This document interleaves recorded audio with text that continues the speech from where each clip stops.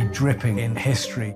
Luxurious. The White Drawing Room at Buckingham Palace is like a scene from a Disney film. And packed to the rafters with incredible secrets. Secrets that the royal family would much prefer not to be made public. From royal courtships to royal births to royal marriages and scandals, the palaces have played host to all of that. This series goes behind palace walls. The royal palaces represent the monarchy and have incredible history. We'll learn how these iconic creations were built. 16th century kings built with brick in a way that we wouldn't recognise today. This is George IV leaving his mark on the centre of London. Uncover the spectacular palace art housed within. The royal collection is vast, and I mean vast. It has more than 1 million objects spread across all of the royal palaces. Just imagine what has been collected over centuries. So this collection is unlike any other collection in the world. Discover their gruesome stories. It's an amazing insight into the royals' history, but also our common history. Frankly, if you're going to cut the head off a king, it's got to be done in a palace. And relive the recent events that shaped the modern royal family. The whole case was an absolute fiasco and a huge embarrassment. The Queen was particularly aggrieved that Harry had done it in the way that he had. This is The Secrets of the Royal Palaces.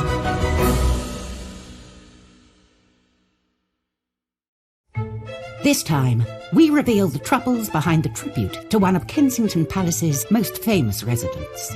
The sculptor has to please every single one of Princess Diana's billions of fans, but also 2 royal princes who are very used to having things done their own way. The epic story behind Windsor Castle's origins as we uncover its ancient kitchen secrets. The food that was made there has fed all kinds of illustrious figures from history. We discover hidden treasures inside a palace within a palace. I mean, this dollhouse, you actually wish that you were miniature so you could go live in it. Explore the mysteries of the strange Balmoral Pyramid. We don't really know who made it, where the materials came from. It just seems to have appeared. And reveal the shocking measures taken to protect a queen in palace isolation. If you break this 16th century lockdown, you will be killed on the gallows. The United Kingdom's royal palaces have a unique power to capture the imagination. Palaces are places where big events of state, big moments in our nation's history happen. And I suppose we've all grown up with this idea of castles and fairy tales and palaces, and you want to see inside the palace walls. So when you actually do get to go inside, it's really very magical. Sightseers from across the globe flock to Buckingham Palace, Kensington Palace, and Holyrood. The buildings themselves are amazing. There's no other country which has this incredible catalogue of its history, of this astonishing institution. One royal residence alone attracts 1.65 million visitors a year. The granddaddy of them all, Windsor Castle. While it may not be called a palace, for over 900 years this fortress has been a home from home to Britain's royalty. Windsor Castle is the largest occupied castle on the planet. I think it's just the most astonishing physical edifice, the way it sits in the landscape, the way it rises up the hill.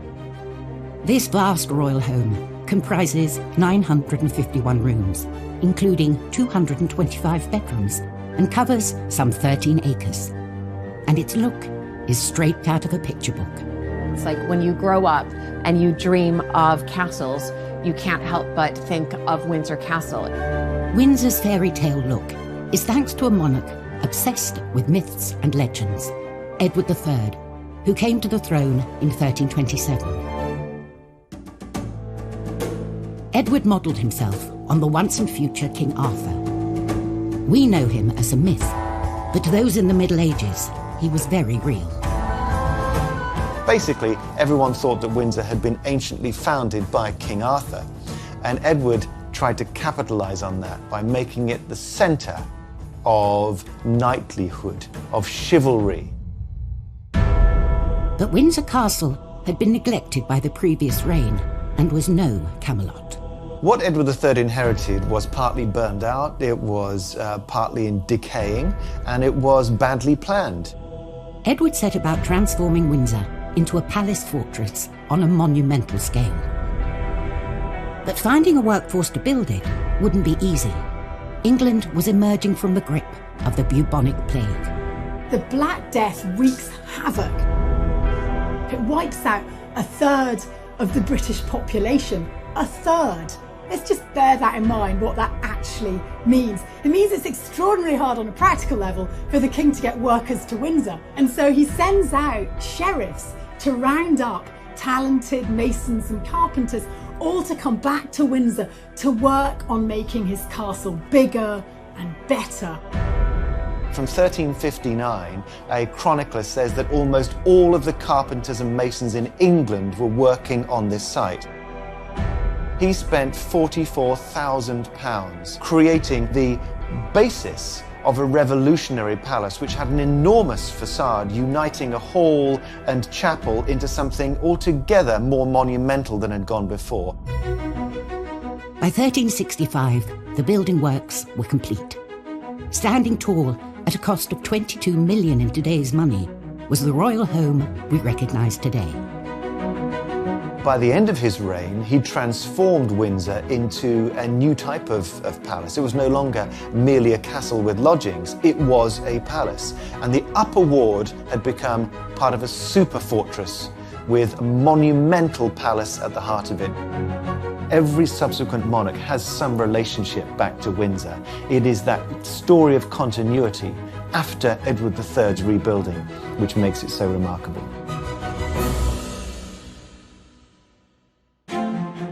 Windsor, the oldest and largest inhabited castle in the world, is still home to around 150 people. Another palace, Kensington, accommodates so many royals, both major and minor, that its family nickname is the Aunt Heap. One of Kensington's most famous and best-loved residents could soon be immortalised here. In 2017, the historic sunken garden at Kensington Palace was transformed into the White Flower Garden in celebration of the life of Princess Diana. We know that Diana was a huge fan of the gardens at Kensington Palace and would stop by after her morning jog to speak to the gardeners, particularly in the sunken garden.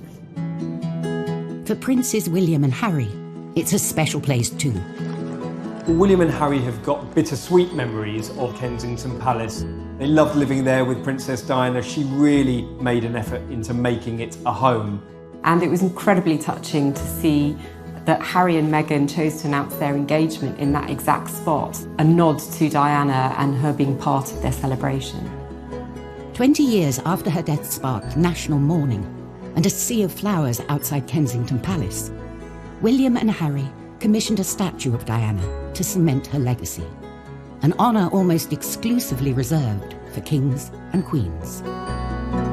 At Kensington Palace, there's a lovely statue of Queen Victoria in her coronation robes, but amazingly enough, it's made in marble by Queen Victoria's daughter, Princess Louise. So if Diana does emerge as a statue, she'll be in very distinguished company. Creating a fitting tribute to Princess Diana can be tricky to get right, as previous attempts demonstrate. There are some very, very bad Diana statues out there. They haven't really captured Princess Diana as I think the family would want her to be captured. Whether they're made from marble or marzipan, from the sublime to the ridiculous. There's a whole army of Diana statues in China. And who can forget the incredibly tasteless half-naked one that used to be in Harrods at the bottom of the stairs, barefoot with her and Dodi Fayed, both releasing a bird into who knows what. Trusted not to add to this list, renowned sculptor Ian Rank Broadley was given the commission at the end of 2017. Of course, we all know Mr. Broadley's work because his design of the Queen adorned every British corner. So he is aware of how to tread the line between an authentic, genuine representation of someone and perhaps slightly flattering a royal ego or two. He's renowned for making very lifelike effigies of people, often naked, but that probably wouldn't be happening in Diana's case. It's a difficult commission because I think she's a very, very hard person to capture in a sculpture. She was so vivid. The sculptor has to please not only every single one of Princess Diana's billions of fans, but also two royal princes who are very used to having things done their own way. All this may go some way to explaining why the statue has yet to materialise. Now, it's 3 years since the boys commissioned this statue. One wonders what is going on. We don't know whether the delay on the statue is it funding? Have there been second thoughts? Do the brothers disagree about the design? And is this further evidence of the fractious relationship between the two of them? The latest news is the statue might finally be unveiled in time to mark what would have been Diana's 60th birthday in 2021. She was arguably one of the most famous people ever to live at Kensington Palace, so I think it makes complete sense that you would honour her with a statue in the place that was her home.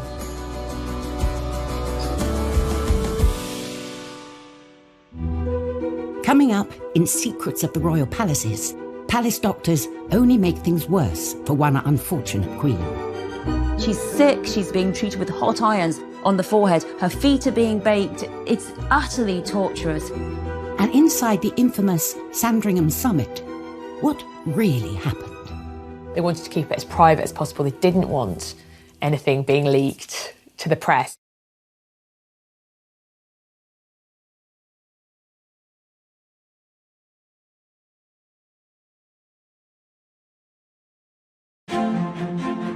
Britain's famous royal palaces, from Buckingham Palace to Holyrood, are homes, workplaces and living monuments. The royal palaces really help represent the monarchy and the stability and the longevity. You have centuries of tradition, priceless artefacts, and I think we're very lucky to have them. Windsor Castle has been home to 40 monarchs and has stood for almost 1,000 years. In 1992, a devastating fire broke out, burning for 15 hours and tearing through 115 rooms. Out of the ashes came extraordinary architectural discoveries. In the Great Kitchen, a 19th century plaster and wood ceiling went up in flames, revealing an extraordinary wooden framework. The archaeologists moved in and used dendrochronology, the science of dating timbers by their tree rings for the years of growth. They revealed something quite extraordinary, that this, in fact, was mostly original to Edward III's building. It had been there for 650 years, and all of the thousands of meals that had been prepared from then until now had been spanned by this astonishing structure. As the kitchen was restored, this medieval wooden roof was allowed to shine through. It's so impressive as a piece of engineering. It had to span a building 80 feet long by 26 feet wide, the equivalent of a great hall in most major medieval houses. It's a very innovative type of construction which allowed the central section to be lifted to let light in and smoke out. This discovery makes this one of the oldest working kitchens in the world. Quite amazing that centuries and centuries of cooking have taken place there. And of course, the food that was made there has fed all kinds of great illustrious figures from history. The kitchens in a castle, in a royal palace, are the beating heart of that palace.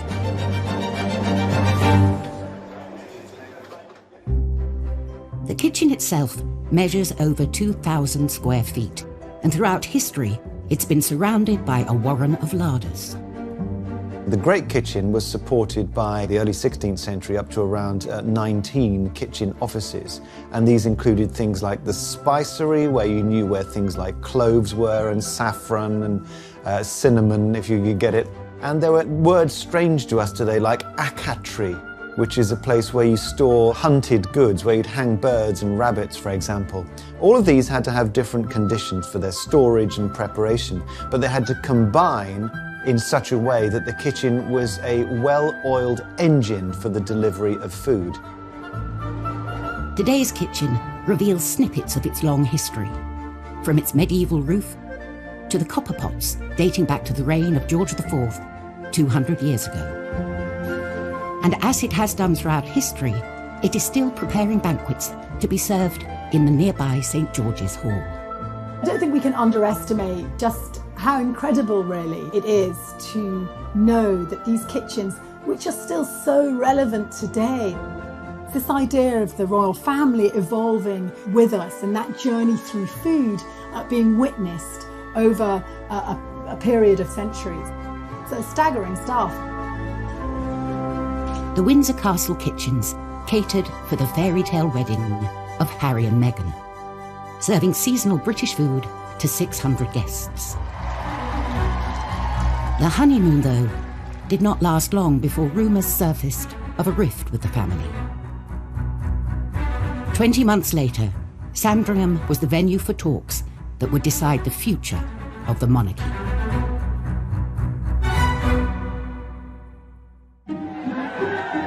Christmas at Sandringham, the Queen's winter residence, is a royal tradition. But in 2019, Harry and Meghan spent the holidays abroad. If you received an invitation from the Queen to come for Christmas, you just don't turn it down. It's accepted that, of course, you will go. All of these rumblings of discontent in the press suddenly seem to be given some credence by the fact that the couple weren't there for Christmas. 2 weeks later, Harry and Meghan released a statement that shocked the family and the world. They were to step back from their royal duties. They basically held a gun to the Queen's head. It really did threaten the very fabric of the monarchy. This was an extraordinary move, unprecedented in the Queen's reign. We very rarely get an insight into the Queen's personal feelings about anything, and yet there were briefings explaining that the Queen felt hurt and upset. They wanted to try and present a united front, and that united front was crumbling faster than the Berlin Wall.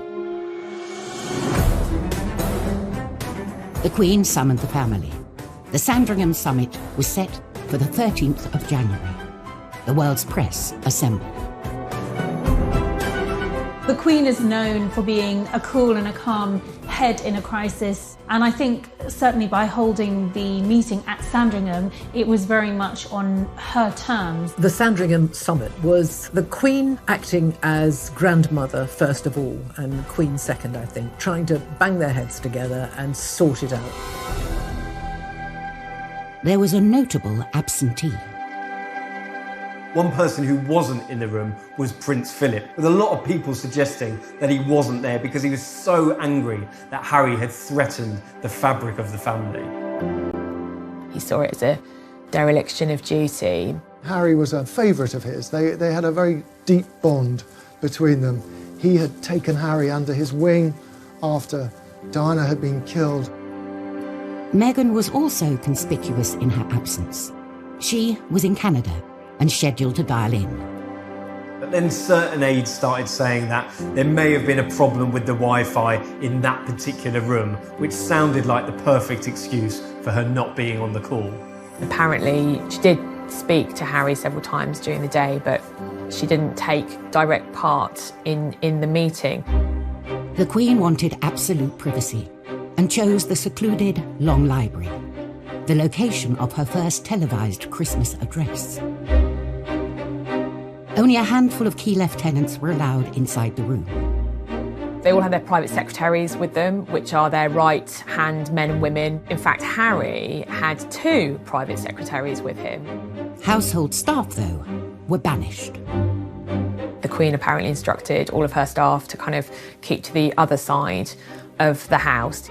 They wanted to keep it as private as possible. They didn't want anything being leaked to the press.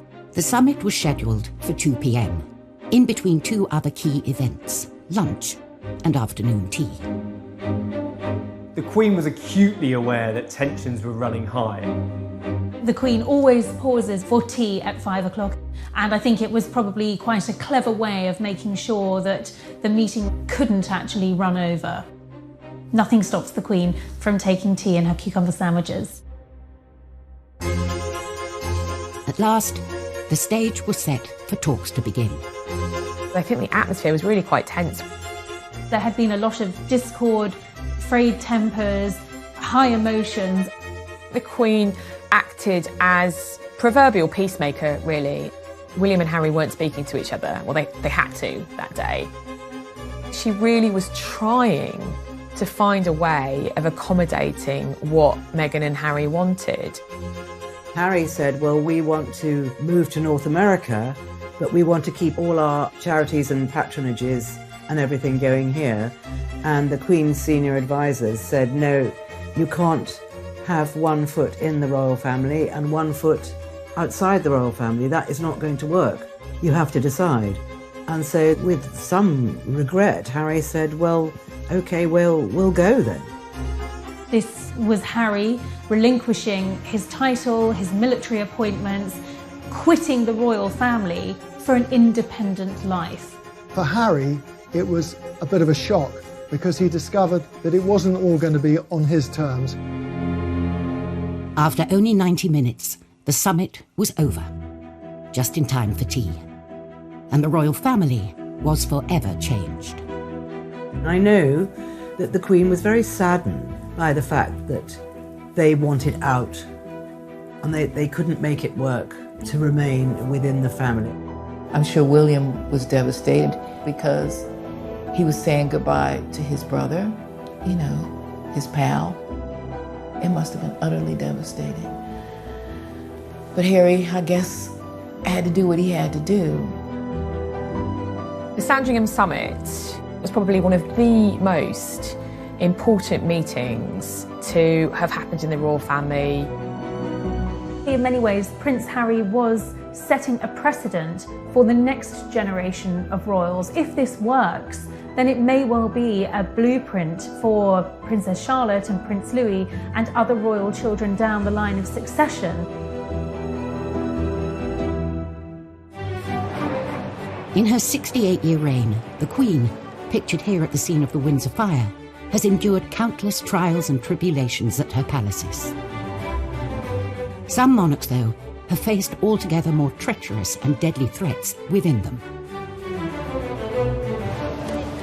Kensington Palace, beloved royal home since 1689, hides a guilty secret: the shocking ill treatment of one of history's unluckiest monarchs. Queen Anne was the last of the Stuart monarchs, and she had a very hard life due to her health, but it was at Kensington Palace where she suffered the greatest at the hands of the doctors who were meant to make her better. Queen Anne suffered from obesity and gout, and was often unkindly described as homely by the court. Her husband, George, Prince of Denmark, was rather drunk, a bit of a bore, but he was quite a good husband. But the problem was that they simply couldn't have a child between them. She was pregnant at least 17 times and had many miscarriages, many stillbirths, many children who lived only a few hours after birth. Had Anne had one living child, I think she'd have gone down as a successful queen who was tormented by bad health. On the morning of 30th of July 1714, Anne was taken very ill. Her doctors say that her gout has travelled up from her leg, up into her nerves and into her brain. So they get these hot irons and they put these hot irons on her forehead, and they get these hot cups and they put them on the thigh to try and get rid of the gout. And they give her this really disgusting concoction to try and make her sick. It's utterly torturous. And she drifted off into death with no help from these doctors who should have been keeping her comfortable, looking after her. And one of her doctors, Dr. John Arbuthnot, said that he thought that no weary traveller could have wanted to rest more than she could, because she was simply exhausted by all her ill health.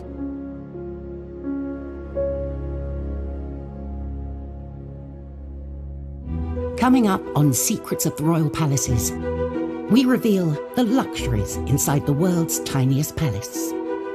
There are bottles of wine and champagne that are actually filled with real wine and champagne.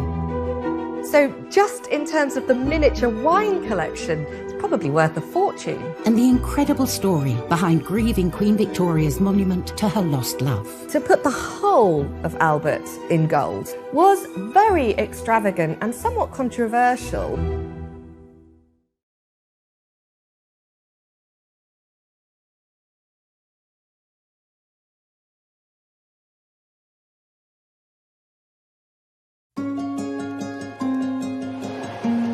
Today, royal palaces are more open and accessible than ever, allowing us a glimpse behind the gilded curtain. And every artefact tells a story. There are more than 1 million pieces in the royal collection. It's the largest private art collection in the world. It encapsulates the history of our nation and of the monarchy. And every sculpture, every vase is precious and priceless. In Windsor Castle's collection, there's a perfect snapshot of royal life 100 years ago. Queen Mary's doll's house. This is one of the most popular, best-loved objects in the whole of the royal collection. It's a doll's house version of a palace. And that might sound like something for a child to play with, but this is absolutely not a toy. Built in the 1920s, the doll's house was an inspired present from the king's cousin, Princess Mary Louise, to his wife Mary. Queen Mary really enjoyed miniatures. She loved having these teeny tiny objects that were replicated from real items, but on a small scale. Showcasing contributions from 1,500 of the finest craftsmen and manufacturers of the day, this was not your average doll's house. When it's closed, it's already quite a big object. It's 5 feet tall, but when you open it up, it's completely astonishing. You almost don't know where to look first. There are more than 20 rooms. Instead of opening up from the front like a traditional doll's house does, the whole structure lifts up. There are bathrooms, cellars, a garage, a vault, kitchens. It's simply the most spectacular doll's house anywhere in the world. Even more surprising, there's a drawer underneath that slides out with a perfect miniaturist garden inside. Each room of this idealised palace is a treasure trove. Real objects from Windsor Castle were painstakingly replicated at a 1:12 scale, including more than 700 paintings. Artists were sending in copies of paintings they knew were in the royal collection, but they're done on a 1/12 scale with all the skill you see in the original. Real jewellery makers and goldsmiths were actually employed to make this miniature version of the crown jewels. The library would be the envy of any book lover. There are over 500 miniature books in the library, and these include everything from the complete works of Shakespeare to the Bible. From chandeliers and intricate woven carpets to vinyl records to doorknobs, no detail was too small. The tiny palace boasted luxury facilities the average Brit could only dream of in their own home. And they really worked. Electricity was installed throughout the house, controlled by minuscule little light switches. There was even a working lift, and there were taps that had proper hot and cold running water. Astonishingly, even the cellar was the real deal, stocked with over 1,200 mini bottles. There are bottles of wine and champagne that are actually filled with real wine and champagne. They were selected according to vintage. So just in terms of the miniature wine collection, it's probably worth a fortune. All of the pieces that we know of today are still working, and it's carefully cared for at Windsor Castle, where it remains on display today. I mean, this dollhouse, you actually wish that you were miniature so you could go live in it. Being safely tucked away inside a real-life palace, like Windsor Castle, is certainly appealing. Even more so in times of crisis. And when mortal danger threatens, the royals pull up the proverbial drawbridge. March 2020. As a deadly infectious disease swept the country, it was announced the Queen would self-isolate inside Windsor Castle. A move that echoed her namesake, Elizabeth I, who was forced to do the same some 470 years earlier. It's 1563, and there is this huge outbreak of bubonic plague in England. It's been circulating around Europe, but this is a particularly virulent and cruel strain.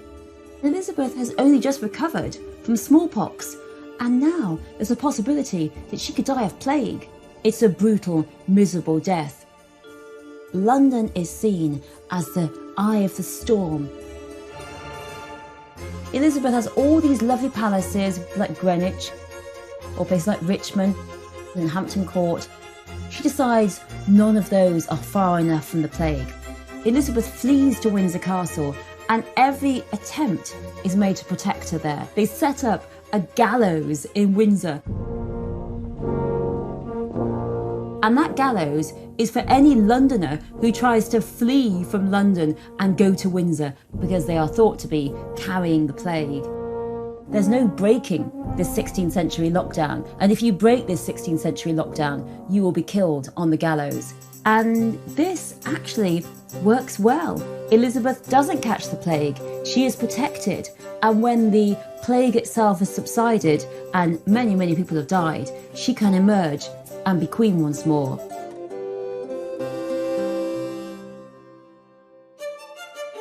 One famous monarch who lived and entertained at Windsor Castle was Queen Victoria. In 1861, her beloved Prince Albert died here and was buried in a specially built mausoleum. It was not Victoria's only memorial to him. A stone's throw from Kensington Palace, Victoria's childhood home, is a gleaming golden giant. It's very bright and golden and slightly gaudy. A monument to Victoria's love for her lost husband. The Albert Memorial is Britain's Taj Mahal. In the autumn of 1861, Prince Albert was diagnosed with typhoid and he died just a few days later. He was only 42, and of course Victoria was completely devastated. Thought soon turned to providing a suitable tribute for Albert. Apparently, Prince Albert left instructions that there should be no memorials to him whatsoever. So Queen Victoria obviously ignored that.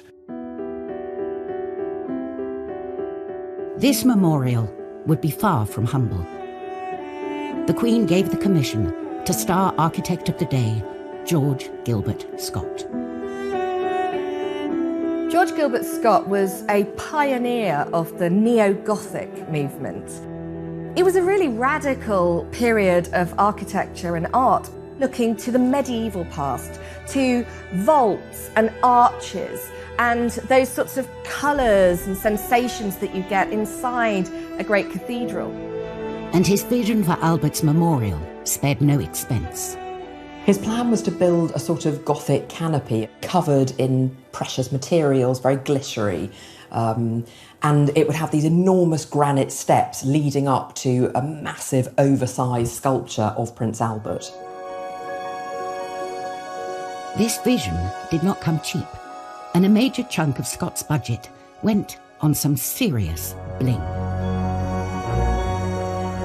With all the sculptures, you might see gold gilding used on the face, but to put the whole of Albert in gold, to have him completely gilded, was very extravagant and somewhat controversial, but Victoria loved it.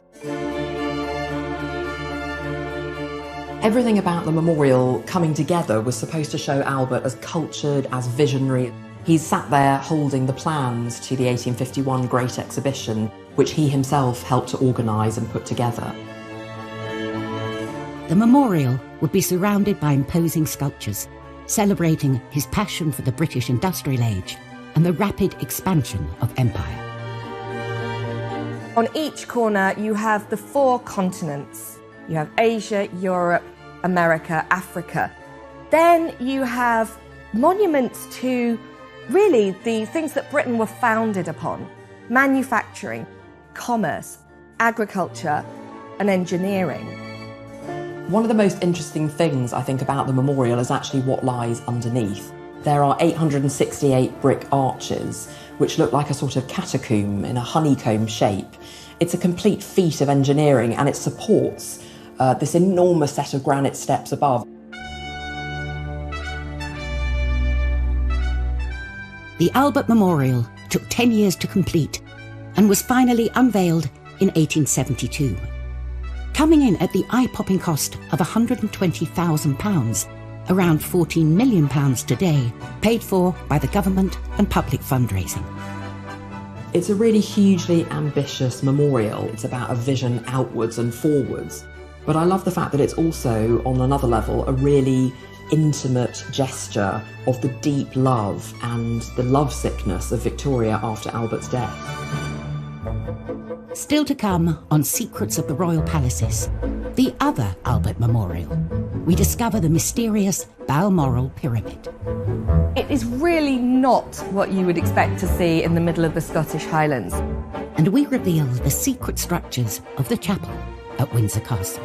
There are no mistakes in this building. There's absolute refinement in the way that the bases of the columns produce shafts that rise through the architecture, around the vaults, and then back again.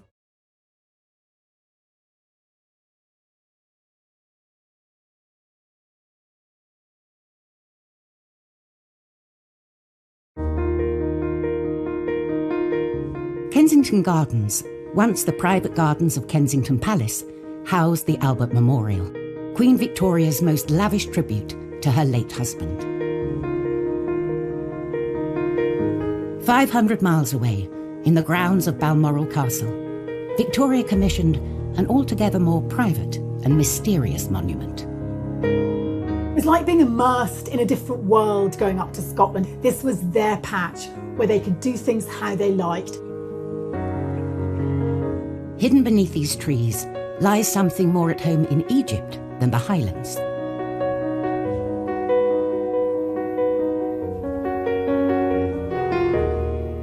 A stone pyramid, so strange and so puzzling, it still raises questions today.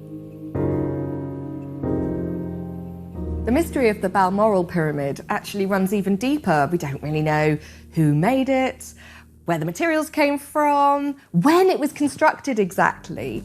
It just seems to have appeared.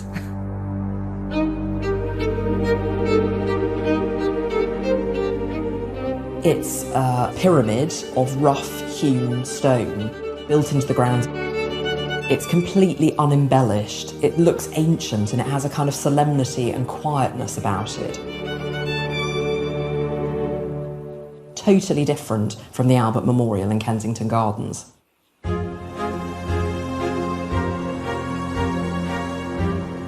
The pyramid was built from granite in 1862, but other details are shrouded in mystery.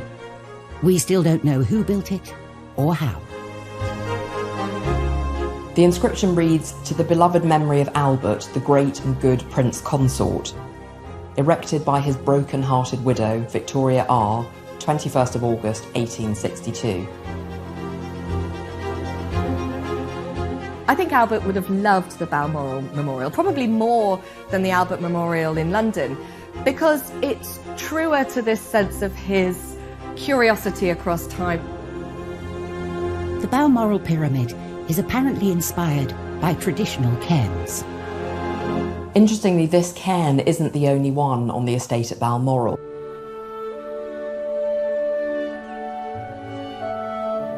Cairns have been used to mark burial sites in Scotland since prehistoric times. Cairns have an ancient history. It's the idea of piling up stones one upon the other as a lasting memorial. And they have a particularly strong presence in Scotland. Victoria knew this. But Albert's cairn is one of a kind.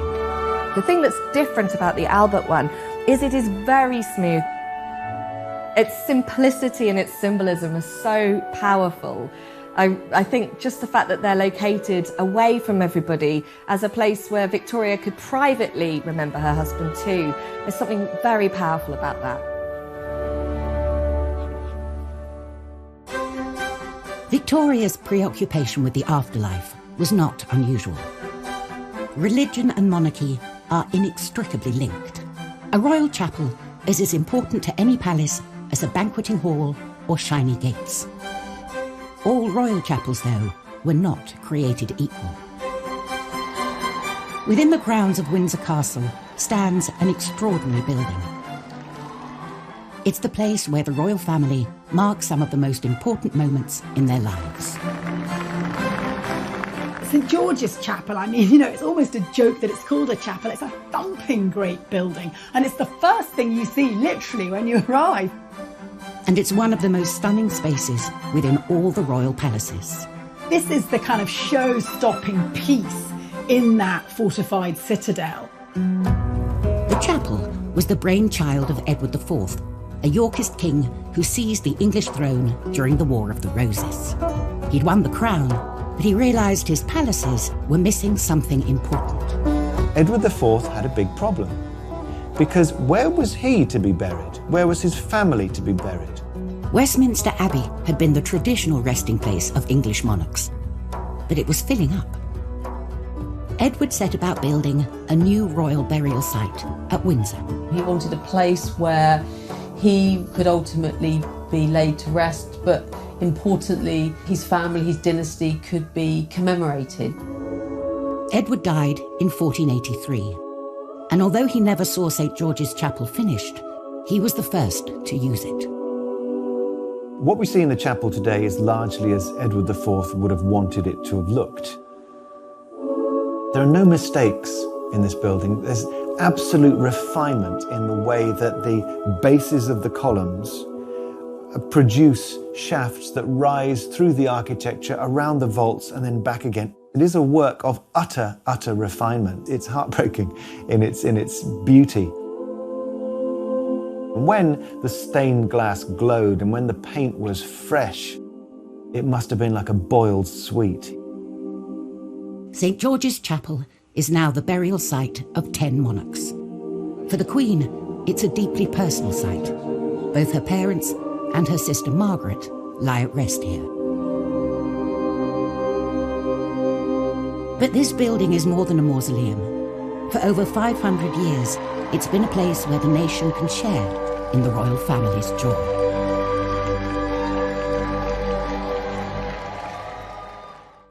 Next time, an undercover journalist infiltrates Buckingham Palace. He even served the Queen and the Duke of Edinburgh their breakfast. Royal emotions run high in a family feud over Sandringham. The Queen Mother was horrified that a house that she loved might be threatened with demolition. And we uncover Windsor's own Da Vinci Code. Can you imagine the changes that might have come about had we discovered them earlier?